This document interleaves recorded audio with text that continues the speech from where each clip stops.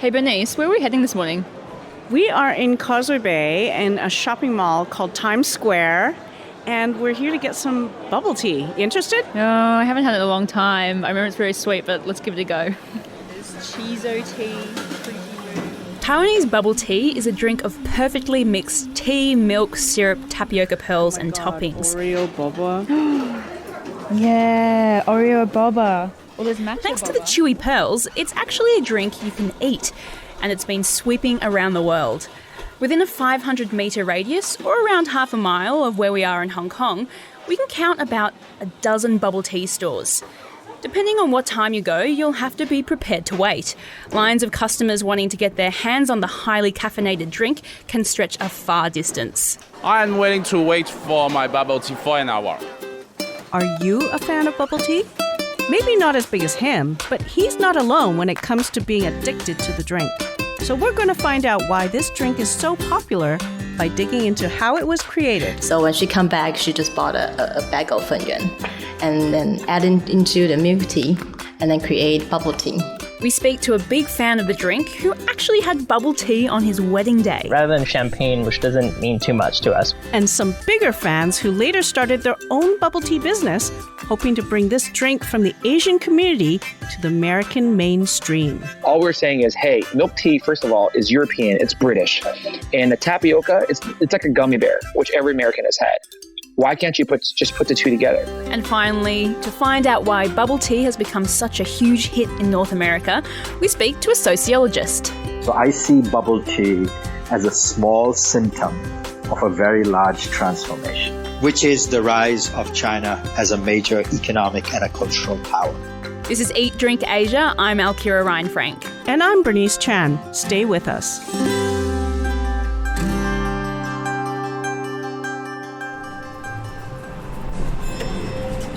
Hi Bernice，咁我帶佢哋去攞衫先。係啦，坐一陣先，啱啱佢哋落機啊，因為。So I was really excited when I found out that Chun Shui Tang, a Taiwanese tea house, is opening a new restaurant in Hong Kong. Because as we know, bubble tea comes from Taiwan, and they're the first ones to serve it. So can you tell us how bubble tea was invented? It was back to 36 years ago. My father established a traditional tea store selling traditional high mountain oolong tea. This is Angela Liu, the daughter of Liu Han-che, who invented bubble tea in the early 1980s. After a visit to Japan where he saw coffee served cold, Mr. Liu was inspired to bring something different to tea as well. So in the summer, he was thinking, well, maybe he can do something different. So he combined traditional tea and infused with Western tea bar, like a cocktail tea, using the shaker to turn hot tea into iced tea. And that's the first point that I think it's kind of revolution in tea history because no one ever served chilled tea at that time. People think we are crazy because no one is drinking iced tea. The traditional tea is hot. But young people started to show up at their store for chilled tea, which was the perfect drink to cool down in the warmer months. But after people got used to the new temperature... Now we're thinking, how can we make it more interesting? And we know the tea history that actually in ancient time that people adding different materials like flowers, like different ingredients into it. So we are thinking, okay, now what can we do? So Mr. Liu set up a challenge for his staff. Add something new to the tea to make it different. One day, his product development manager, Lin Xiu Hui, brought Fenyuan, a typical Taiwanese dessert, to work. Because she liked Fenyuan. So when she come back, she just bought a bag of Fenyuan. Fenyuan is a kind of tapioca pudding. Just for fun, she poured the tapioca balls into her iced milk tea and drank it. And then create bubble tea. And they love it. So she sell it for 1 week. And then tell my father, hey, I have a very good product for you. The customers like it very much. They sat down and had a brainstorming meeting to officially name the beverage. So they're thinking that maybe pearl is a better description of this kind of ingredients because it's like pearl, black pearl. In Chinese, we call it pearl milk tea, and I know in English it's named bubble tea. There you have it, the birth story of bubble tea. Wow, that's only like 35 years ago. Well, Chun Shui Tang started serving chilled tea in 1983, and it wasn't until 4 years later that Lin randomly poured tapioca pearls into her drink. And now it's bubbling up around the world.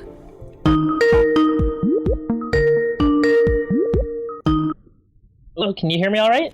Hey, Chris, yeah, it's Alkira from SCMP. How you going? Hey, I'm good. How are you? Yeah, not bad. Have you had a milk tea today by chance? To trace the tea's journey, I called Christopher Chung, a reporter and bubble tea lover based in Canada. I work for an online news magazine in Vancouver called The Tai, and that was the place where I was able to first write my bubble tea story and unpack how it came to North America and also how it's evolved. Now, Bernice said that you also had bubble tea on a very special day. Yes. Yeah, so I actually had bubble tea on my wedding day. So after my wife and I's wedding ceremony, we took some photos, and then after that, we had specially reserved some space in the afternoon that we'd be able to go and have bubble tea with our wedding party. So, rather than champagne, which doesn't mean too much to us, we decided that we both wanted to have a milk tea on our wedding day. Right on. That's awesome. Yeah. So bubble tea's it started in Taiwan. It eventually made its way over to the US. Are you able to chart, or is there a time when you can say it really exploded in North America? Yeah, it's really hard to say for North America in general, but for Vancouver, we only began to have chains in 2015. I think that was about May. So chains like Cha Time and Coco and Gongcha and Shiny Tea, they began coming over here. But I know that in California and in New York, they had the chains a couple of years earlier. So I think it's really only been in recent years that there's been a lot of entrepreneurs who are moving to places where there is a large population of the East Asian diaspora, and they're bringing over a lot of those franchises that have been popular in Taiwan and in mainland China, whereas before it was usually a mom and pop that would be selling bubble tea. All right, so we're getting Boba Family, Oreo, Boba. Small. Oh, come on. All right, Okay, small. no, you're paying. No, we'll get small. For many people, like Chris, bubble tea used to be a drink to grab with friends after school from small snack shops. Now it can be found in mainstream shopping malls, served in all different flavours, colours, and even in specially designed cups, making it perfect for social media. The drinks would, they'd be branded very, very heavily. They look very aesthetic. The drinks, they would layer different colors on top of each other, and because there's so many different toppings, like from the jellies to the tapioca, they're able to make it look very appealing, and it's something that's able to exist online as well. So I think those tricks make it quite exciting, and so whenever there is a new one that does open here, everybody has to go. Everybody lines up on it, and you'll begin to see it filter down on Facebook and on Instagram, and the lines go out the door. What do you think caused that change, that shift for it to explode, though? Can you see anything happening around that time? Mm-hmm. I think it's two things. First, I think just the rise of people being more interested in food and foodies and Instagram in general. And then the second thing is I was talking to some friends about this, like why we enjoyed bubble tea so much. And a lot of my friends, we grew up in North America, but we were all of East Asian heritage. And I think there's just something about being in these places. It's kind of like a coffee shop or bar, but there's a lot of connection with Asian culture. So whenever I went to one in high school, they'd be playing music from overseas. We'd often hear Jay Chow, a lot of other Mando pop and Canto pop in them too. Make it tasty, make it tasty. Shaved ice. It was nice to have this, like a physical place for us to tap into that identity of being Asian while still having grown up here. So I think that definitely has a lot of appeal, that it was this thing that was our own. Bubble tea is shook till it's frothy. Since my first tea house, forgot about the coffee. You know you miss it. 626 living, Boba Land, the 49th Assembly District. Met a boba queen, straight from Taiwan. Cooked the pearl perfect, had to put it in a song. You only drink boba? You know I love it all. I also drink lights. I'm a pops from Hong Kong. A place that's your own, where you feel like you belong. It's the izakaya to the Japanese, the beer garden to the Germans, and the pub to the Australians. Food and drink is often associated with ethnicity, but some have stronger attachments to their origin than others. For example, you don't necessarily think of southern Italy when you eat pizza. In the case of bubble tea, we talked to two guys who sell this drink and believe it can transcend its Asian roots. We were very intentional about not preaching to the choir. This is Boba Guys, Andrew Chow and Bin Chen.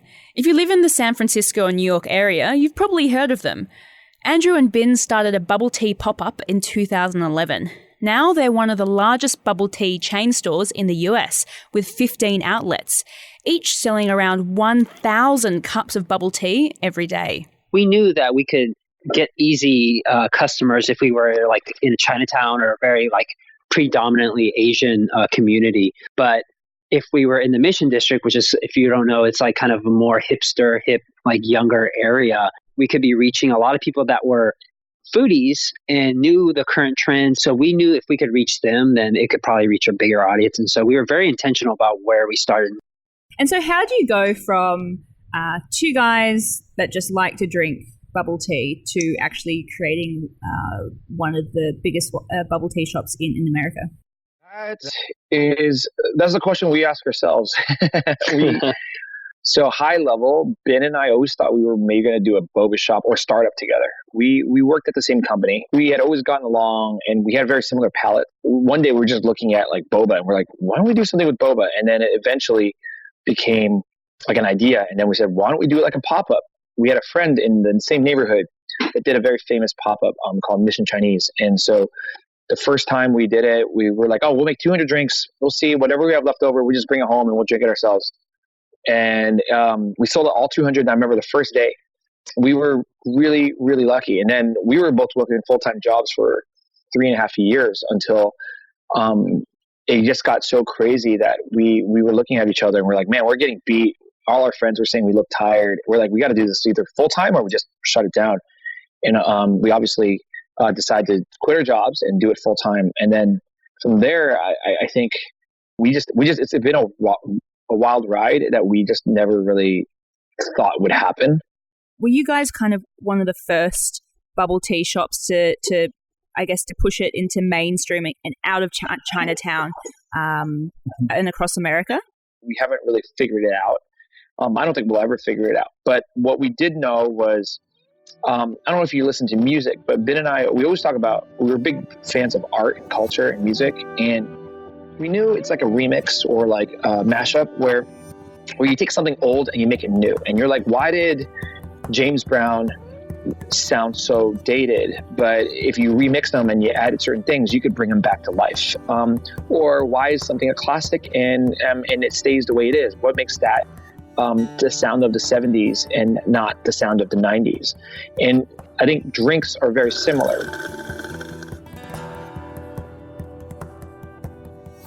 We felt like the core of the DNA of boba and the drink itself it's a street food drink.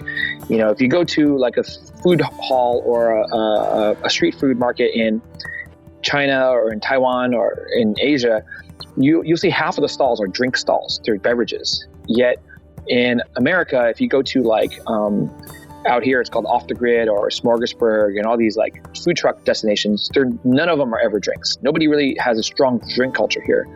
When you are an American, you drink black tea. That's what you drink. You don't know how to drink an oolong or a pu'er. So we were like, could there be something in which we take something from an older generation or a specific market and remix it and package it in a way that makes it accessible into a new sound?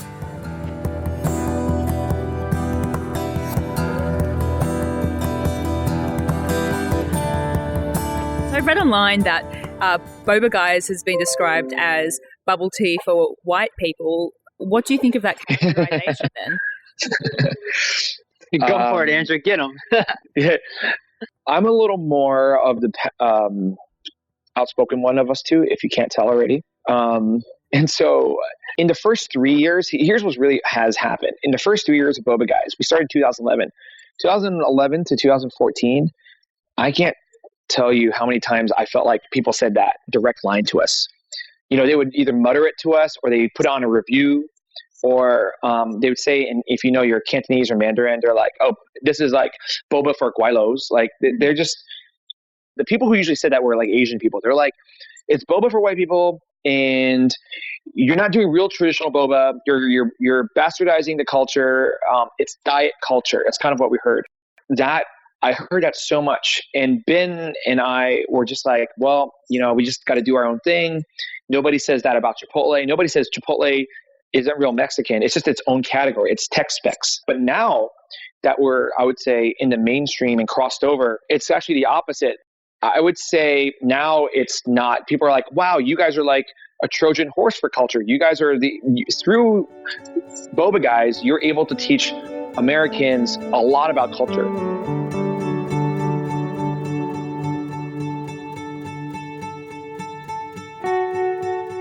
When people used to say, oh, boba milk tea is such an Asian thing, we're like, well, actually, if you break it down and you want to make it accessible, milk tea is a European drink, first of all. Came from, the British actually was the one that taught Asia how to drink milk tea. And the tapioca and the desserts and the sago and all the puddings, those are Southeast Asia. But even if you look at cassava, that's South American too. A Trojan horse for culture? That's an interesting metaphor. Maybe that's one of the reasons why bubble tea is so popular. It has something familiar and unfamiliar to almost everyone. So it kind of follows the saying, something old, something new, something borrowed. And something bubbly? Yeah, I guess so. And it's not only the milk or the topping. If you remember in the beginning what Angela said. I think it's kind of revolution in tea history because no one ever served chilled tea.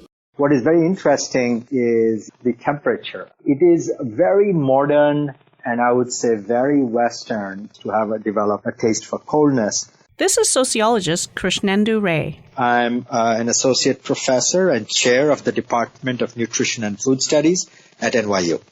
It's a very different kind of a thing, the bubble tea, compared to, say, hot food. Because, in a sense, if you just look back a little in the history of global exchanges, the taste for coldness came to be associated as a very Western thing in most parts of the world. And cold, sweet drinks came with cheap sugar, and cheap sugar was really a product of African slavery that was controlled by the West. And then the first thing is cheap sugar. The second thing is cheap refrigeration, which comes mostly with electricity and electrification. And in fact, the modern global taste for coldness has been a very Western thing for the last 100 years. And what is interesting about bubble tea is that it inverts that flow. It is a flow from east to west. It is cold, sweet, and has a textural contrast that people in the West are not used to. They're not used to chewing things in liquids. That's what Boba Guys said. Well, boba, it's so exotic and it's chewy and you don't really chew drinks. Americans are not used to this stuff. All we're saying is, hey, milk tea, first of all, is European. It's British. And the tapioca, it's like a gummy bear, which every American has had. Why can't you just put the two together? Oh, I want to eat the rest of the bubbles, but I can't get them up the straw. Hashtag bubble tea problems. Yeah. Okay, it seems that we can all find some connection to bubble tea, but it's such a young drink, only created in Taiwan just over 30 years ago. I mean, look at other Chinese-American foods, such as chop suey, General Tso's chicken. It's taken those dishes almost a century to be accepted and to morph into the dishes we know today. But why is that? I'm glad you asked, because Professor Ray can explain why mainstream consumers like bubble tea so much from a socioeconomic perspective. Which is what I call a hierarchy of taste. The higher the class your food is associated with, it is easier to circulate in global circuits and acquire prestige. So to give an example with Italian food, when Italians were coming at the end of the 19th century to the U.S., most of the conversation about Italian food was how terrible it was, how garlicky and spicy it was, and how it made people drink alcohol. And you have to remember, this was around the time of Prohibition.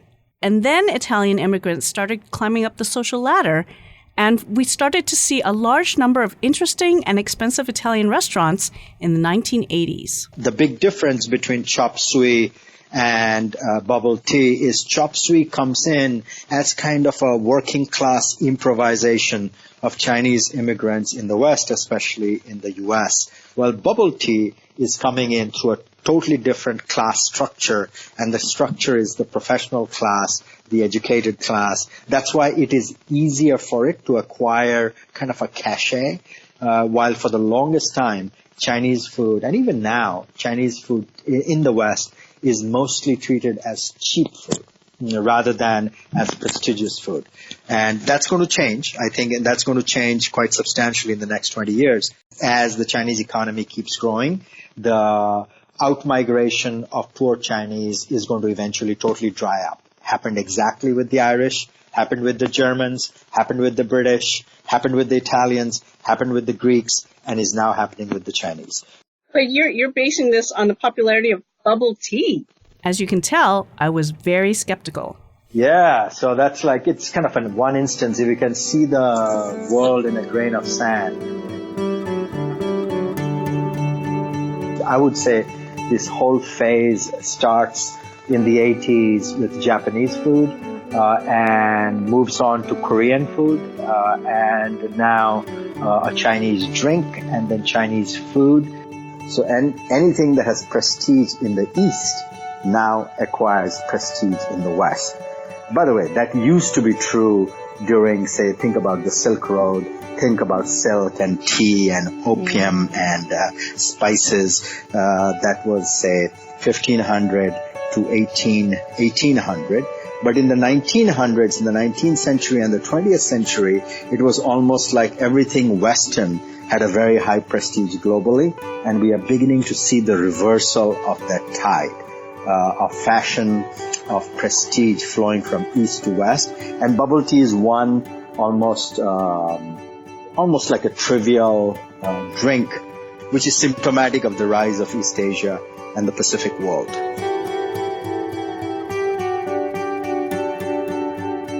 Basically, it's not a coincidence that we're seeing Crazy Rich Asians, the first Hollywood blockbuster featuring a majority Asian cast, while drinking a cup of bubble tea at the same time.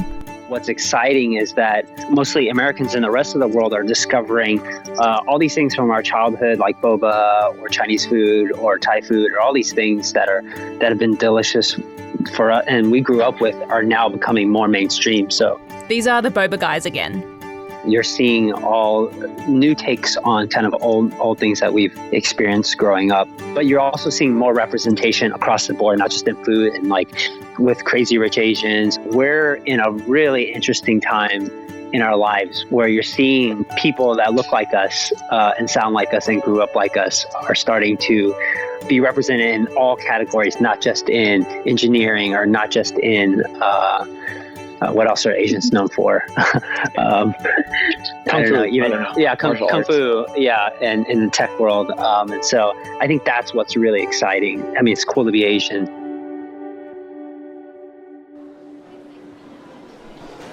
Now we're in the basement of Times Square, and we're right in front of a bubble tea shop, and it's one of a dozen in the vicinity that we're in, and they come from all different parts of Asia, and this one got so many different flavors. So they've got Fruity Boom, they've got these fruit teas, grapefruit, orange, lemon, they've got berry, strawberry, Berry Bang. There's a Berry Bang and Very Berry Cheezo.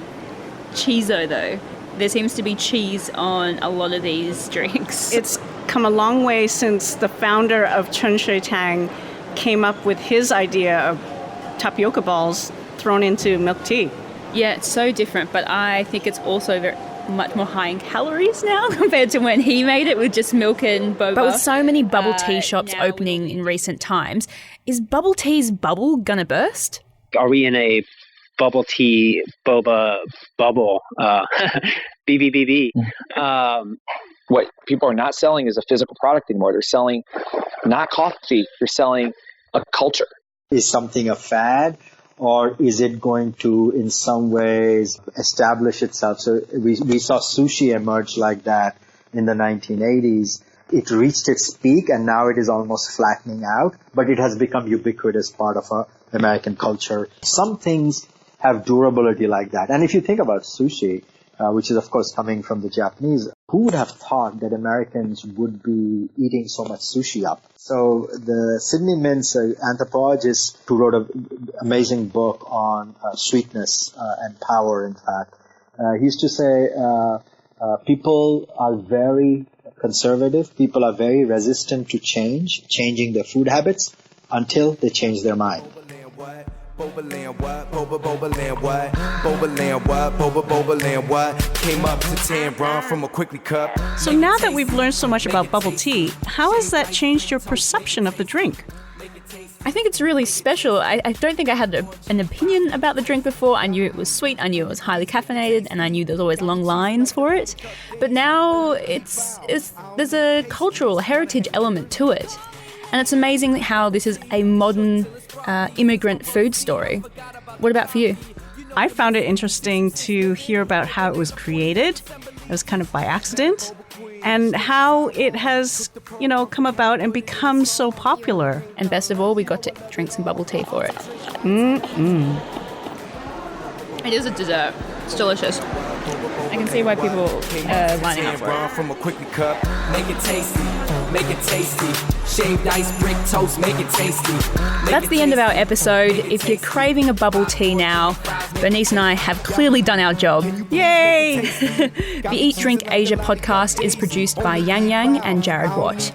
And we would like to give a big thanks to Angela Liu, Chris Chung, Bin Chen, Andrew Chow, and Krishnendu Ray. Music is by Fung Bros. Make it tasty.